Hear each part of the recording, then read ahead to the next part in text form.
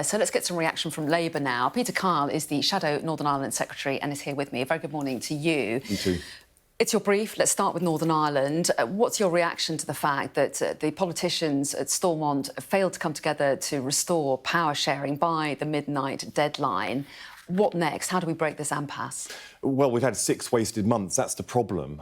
We're all focusing on this moment, this 24 hours, where the legislation says we need to have another election. But in the last 6 months, we've had 3 Prime Ministers, 3 Secretaries of State for Northern Ireland. Just last week, Chris Eaton-Harris, the Secretary of State, was campaigning for Boris Johnson. He wasn't out there trying to bring parties together. There has been no multi-party talks in the last 6 months. Now, what works in Northern Ireland is when the Irish government and the British government work together to provide a stable framework for peace and prosperity and progress in Northern Ireland.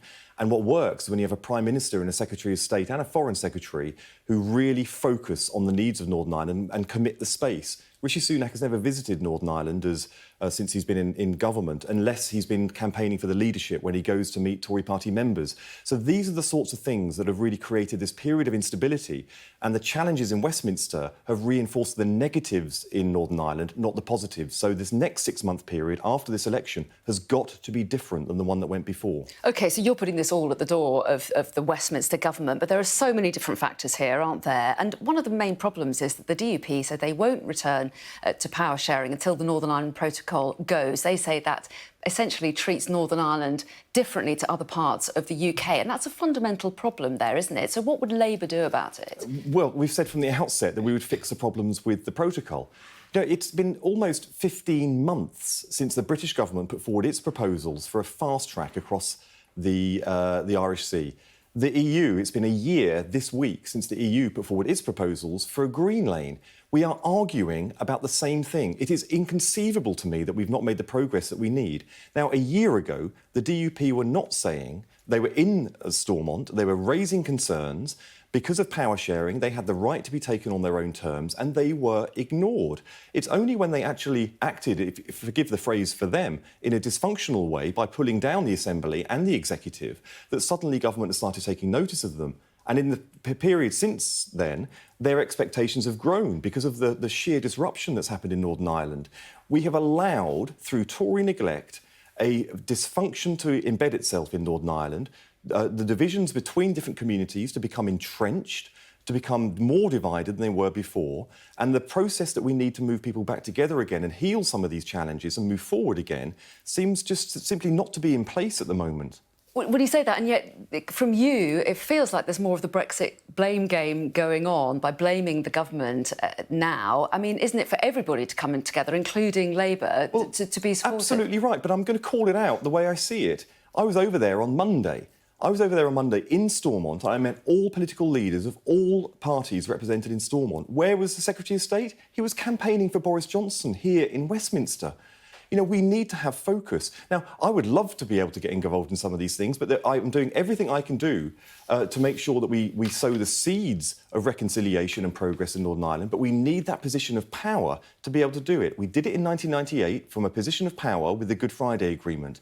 The government at the moment are sowing divisions even further. I was over in the island of Ireland for 3 days with Keir Starmer. We met the Irish President, the Irish Prime Minister, the Taoiseach. We went to Northern Ireland and met all the political leaders there in Stormont.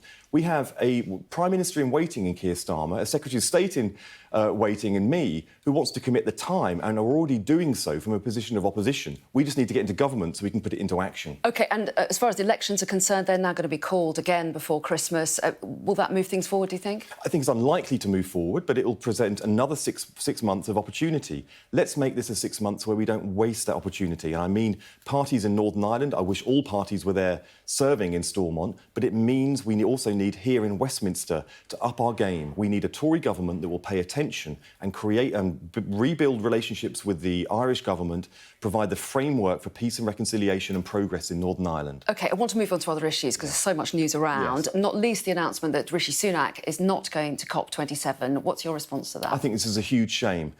We know from yesterday that the world is not likely to meet the net zero targets that we need and the global warming targets we need. This would be a wake-up call for all of us. We need to be shocked into action. But this government seems to be shocked into withdrawal. You know, this government has a policy of global Britain. So it's not just about climate change, even though that is of paramount importance. It's about Britain participating in the way that the globe comes together, the world comes together to solve problems.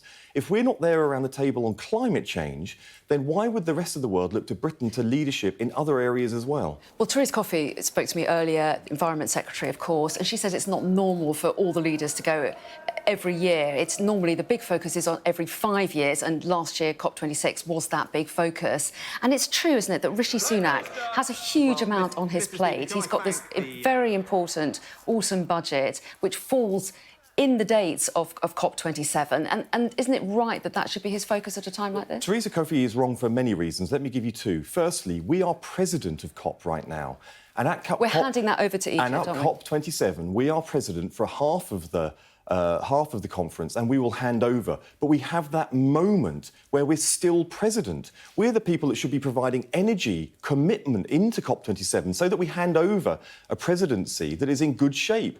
We're not even turning up as Prime Minister. We're banning the King from going. We're not going to have the representation there that shows Britain is fully committed. And for the second reason, we now know that we are in a worse state when it comes to climate change than we were a year ago. This is more important. We can't wait for five-yearly intervals before the Tory Prime Minister gives a damn about climate change. Well, we now need to make sure that we are there when those crucial moments decisions are being taken.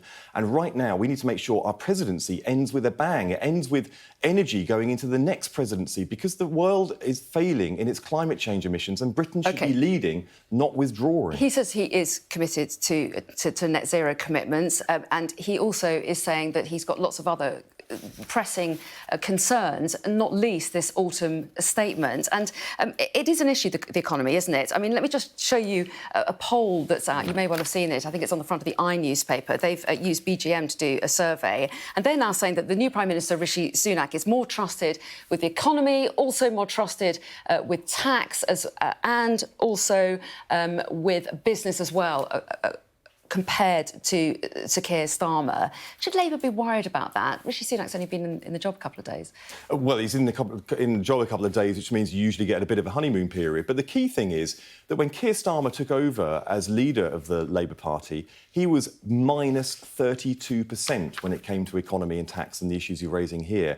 Right now, he's been ahead for quite a while, a considerable amount of time on the economy and being trustworthy. He's still seen as more prime ministerial than Rishi Sunak. But on those key issues, the thing that's given Rishi Sunak a bit of a bump and the Tories a bit of a bump on the economy is because they keep adopting Labour policies. On the windfall tax, for example, a Labour policy. Right now, you're going to see a whole bunch of other areas. Do you think it's because of when Labour the Tories policies or the fact that he was Chancellor and oversaw the furlough? And people seem to think that he makes sense in the economy, according to these polls, at least. And there are still questions over what Labour would do. Rishi Sunak says he's going to miss COP, he's going to focus on the autumn statement. But there are questions about how Labour would fill that. The autumn statement is incredibly important. There's no question about that. Now, of course, we've been talking about this since the summer. We wouldn't have had the mini-budget, which crashed the economy, a crisis made in Downing Street being paid for by every worker up and down our country.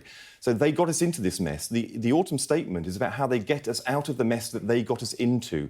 So, yes, I think the country is relieved that we have a new Prime Minister and it's not Liz Truss anymore. But don't forget that this is a government which is made up of people through grubby deals. It's not up there. It's not made up of a government of talent which is there to face the challenges that the country faces right now.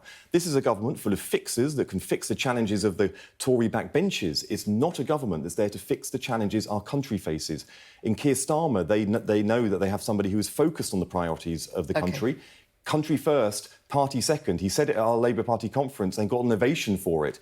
With this lot, it is party first and country second. OK, we'll pin you down on details of the government of Labour's tax and spending plans next time. Peter Carlo, we're out of time now. Thanks very much indeed. Thank you.